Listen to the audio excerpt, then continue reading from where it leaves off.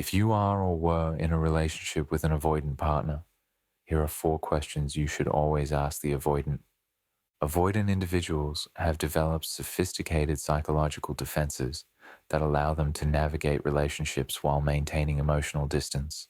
However, there are specific questions that cut through these defenses and expose the contradictions in their attachment system. These questions reveal the gaps between their stated preferences and their actual behavior, forcing them to confront the reality of their emotional needs and fears. Question 1. What are you actually afraid will happen if you let someone love you completely?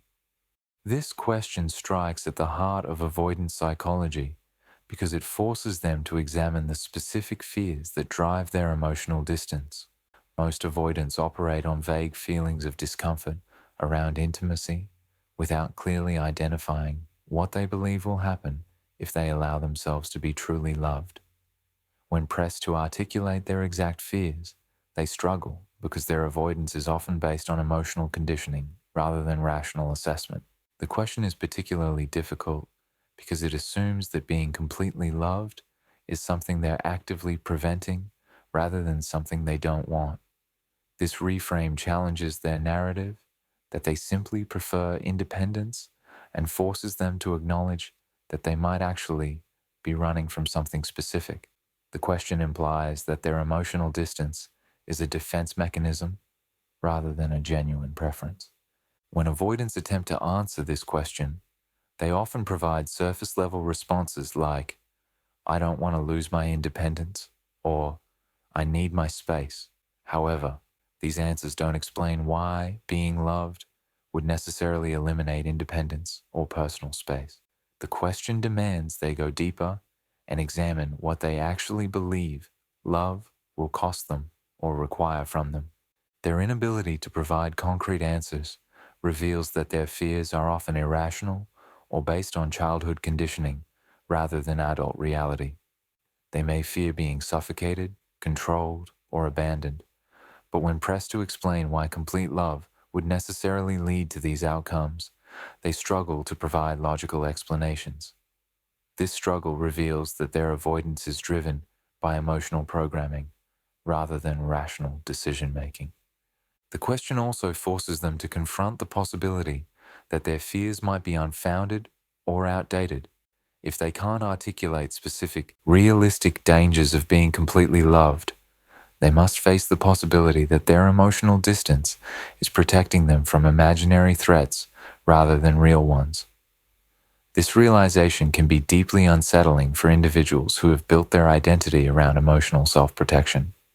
Most tellingly, their discomfort with this question often reveals how much they actually do want to be loved completely. Their inability to answer suggests that they haven't examined their own resistance, because doing so might reveal that they're preventing themselves from experiencing something they actually desire.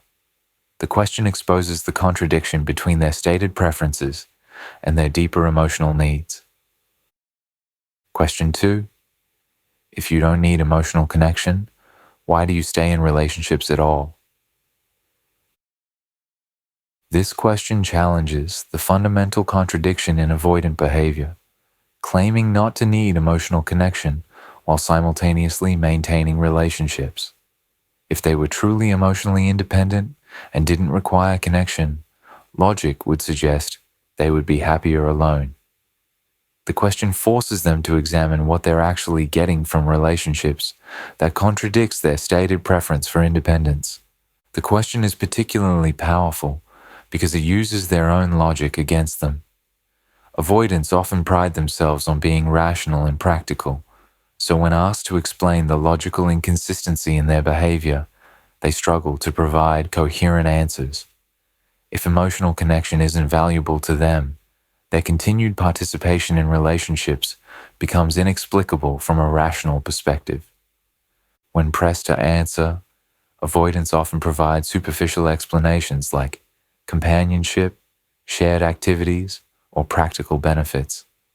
However, These explanations don't explain why they couldn't get these same benefits from friendships or casual relationships without the emotional complications that romantic partnerships inevitably involve.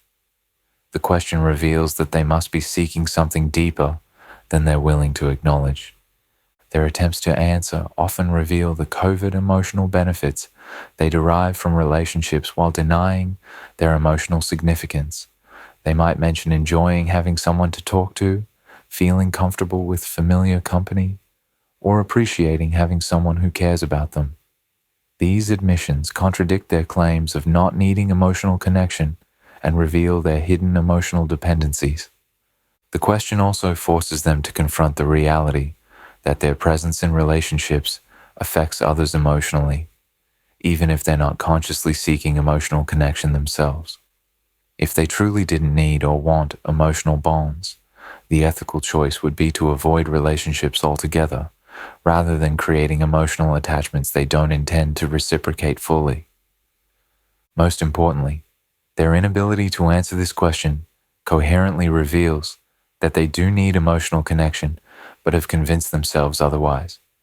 Their continued participation in relationships, despite claiming not to need emotional bonds, suggests that they're either self-deceptive about their needs or dishonest about their motivations. Either way, the question exposes the fundamental contradiction in their self-perception. Question 3. Why do you get upset when someone you claim not to be attached to starts pulling away? This question exposes the disconnect between avoidants' stated emotional detachment and their actual emotional reactions. Most avoidants experience significant distress when partners begin to withdraw, even while claiming these relationships don't mean much to them. The question forces them to explain why they would have emotional reactions to losing something they claim not to value. The question is particularly challenging because it addresses their behavior rather than their stated beliefs. While they can control their verbal expressions of attachment, they can't easily control their emotional reactions to perceived abandonment. Their distress when others pull away reveals their actual emotional investment, despite their claims of detachment. When avoidants try to answer this question, they often minimize their reactions or reframe them as something other than attachment. They might claim they're upset about the inconvenience, the disruption to their routine, or the other person's behavior rather than acknowledging emotional loss. However, these explanations typically don't match the intensity or nature of their actual reactions. Their difficulty answering honestly reveals how much they depend on others' emotional availability while denying this dependency. They often become accustomed to having someone emotionally invested in them and react strongly when this investment is withdrawn, even if they never consciously acknowledge valuing it. The question exposes this hidden emotional dependency. The question also forces them to confront the possibility that their emotional reactions reveal their true feelings more accurately than their conscious thoughts. If they experience genuine distress when others pull away, this suggests they're more attached than they want to admit to themselves. This realization can be threatening to their self-image as emotionally independent. Most tellingly, their inability to explain their reactions without admitting attachment reveals the depth of their self-deception. They often genuinely believe they're not attached while simultaneously experiencing all the emotions associated with attachment. The question forces them to confront this internal contradiction and acknowledge that their emotional reality doesn't match their self-perception. Question 4. What would have to change for you to feel safe being emotionally vulnerable with someone? This question is perhaps the most difficult for avoidants to answer because it assumes that their emotional distance is about safety rather than preference.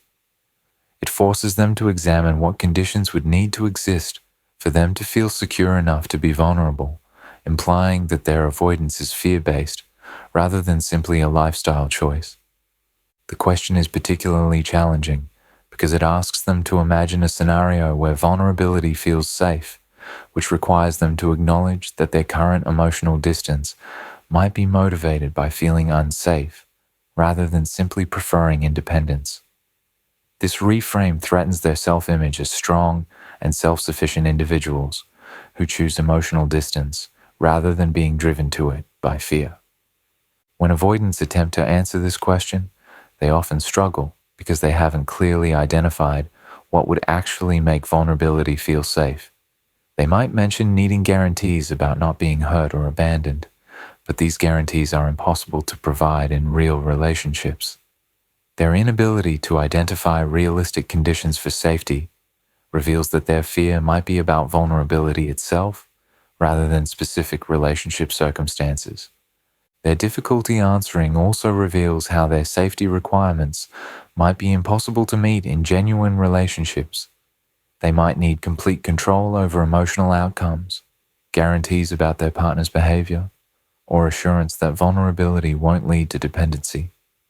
These requirements are incompatible with authentic emotional connection, suggesting that their avoidance might be a way of avoiding the inherent risks of love rather than responding to specific relationship threats. The question forces them to confront whether their emotional distance is actually keeping them safe or simply keeping them isolated. If they can't identify realistic conditions that would make vulnerability feel safe, they must consider whether their avoidance is actually protective or simply preventing them from experiencing the connection they might actually want. Most importantly, their struggle to answer reveals that their emotional distance might be maintained by fear rather than choice. If they could identify specific conditions that would make vulnerability feel safe, they might realize that some of these conditions could actually be met in healthy relationships. Their inability to envision safety and vulnerability suggests that their avoidance might be more about trauma or conditioning than rational decision-making. The deeper meaning of their inability to answer. The fact that avoidants struggle with these questions reveals several important truths about their attachment system. Their difficulty answering suggests that their emotional distance is maintained by unconscious defense mechanisms rather than conscious choice. They often haven't examined their own motivations closely, because doing so might reveal contradictions in their self-image. Their inability to provide coherent answers also reveals the extent to which their avoidance is driven by emotional conditioning rather than rational assessment. They often operate on automatic emotional responses developed in childhood rather than adult evaluation of current relationship realities. This automatic functioning prevents them from making conscious choices about their emotional availability. The questions also reveal how much energy avoidants invest in maintaining their emotional distance. If their independence were natural and effortless, they would be able to answer these questions easily. Their struggle suggests that their emotional distance requires constant psychological maintenance and self-monitoring that contradicts their image of natural independence. Most significantly, their difficulty with these questions reveals the gap between their conscious self-perception and their unconscious emotional reality. They often genuinely believe they don't need emotional connection while simultaneously experiencing all the emotions associated with attachment. This internal contradiction creates the psychological tension that makes these questions so difficult to answer. Why these questions matter. Understanding why avoidants can't answer these questions provides insight into the nature of their attachment system and the internal conflicts they experience. Their struggle with these questions reveals that their emotional distance might be more about self-protection than genuine preference, suggesting that their avoidance might be changeable with appropriate support and self-awareness. The questions also help explain why relationships with avoidants often feel confusing and contradictory. Their inability to understand their own motivations means they often send mixed signals and behave in ways that contradict their stated preferences. Understanding their internal confusion helps explain their external inconsistency. For partners of avoidance, these questions can provide insight into the unconscious dynamics driving their behavior. Rather than taking their statements about not needing connection at face value, these questions reveal the deeper emotional needs and fears that actually motivate their actions. This understanding can help partners make more informed decisions about their relationships. Most importantly, these questions reveal that avoidant individuals might benefit from exploring their own emotional patterns more deeply. Their inability to answer suggests that they haven't fully examined their own motivations and fears, which prevents them from making conscious choices about their emotional availability. The questions can serve as starting points for deeper self-reflection and potential growth. The struggle with these questions ultimately reveals that avoidant attachment, like all attachment styles, is about finding safety and connection rather than avoiding them. Their emotional distance is a strategy for managing fears about vulnerability and abandonment, rather than evidence of not needing emotional bonds. Understanding this can help both avoidants and their partners approach relationships with greater compassion and insight into the unconscious fears that drive apparently contradictory behavior.